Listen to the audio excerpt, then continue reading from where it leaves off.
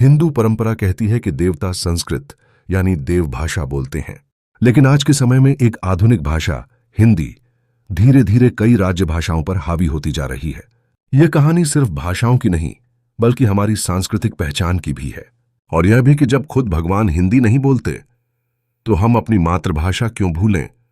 संस्कृत सिर्फ एक भाषा नहीं, एक कंपन है, एक वैज्ञानिक संरचना। वेद, उपनिषद, पुराण सब संस्कृत में ही रचे गए, और यह हमें एक बात सिखाता है, देवताओं ने कभी किसी एक क्षेत्र की भाषा को दूसरों पर थोपने का प्रयास नहीं किया। संस्कृत सभी की है पर किसी पर हावी नहीं। हिंदू विश्वास कहता है देवता भले ही संस्कृत बोलते हों, लेकिन वे भक्त से उसकी मातृभाषा में ही संवाद करते हैं।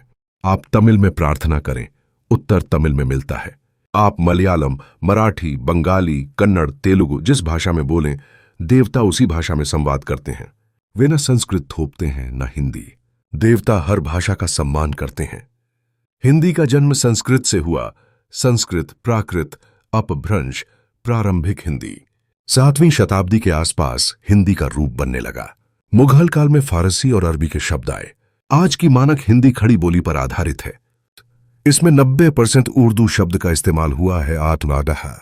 लेकिन ध्यान रखने वाली बात, सारी उत्पत्ति संस्कृत से होने के बावजूद देवताओं ने हिंदी को अपनी भाषा नहीं चुना। इसका मतलब साफ है, हिंदी मानव निर्मित है, संस्कृत दिव्य है, और क्षेत्रीय भाषाएं अपनी अपनी पहचान में अनमोल हैं। ये वो से हैं। यही से असली समस्या शुरू होती है। हिंदी के बढ़ते प्रभाव ने कई राज्य भाषाओं को पीछे धकेलना शुरू कर दिया है। उदाहरण, महाराष्ट्र। मराठी राज्य की मूल भाषा है, मगर टीवी पर हिंदी का दबदबा। मराठी कलाकार हिंदी फिल्मों में काम करते हैं। तथ्य है, बहुत से युवा मराठी बोलते हैं, लेकिन लिखने पढ़ने में कमजोर होते जा रहे हैं। यह सांस्कृतिक विकास नहीं, यह सांस्कृतिक क्षरण है। मैथिली, भोजपुरी भाषाओं का अस्तित्व अब खत्म हो गया है। और सोचिए, जब खुद भगवान अपनी भाषा किसी पर नहीं थोपते तो इंसानों को ऐसा क्यों करना चाहिए। कुछ राज्यों ने इस खतरे को समय पर पहचान लिया।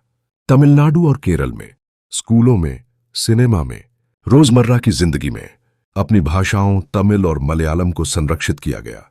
उन्होंने साफ कहा, हम अपनी भाषा नहीं छोड़ेंगे।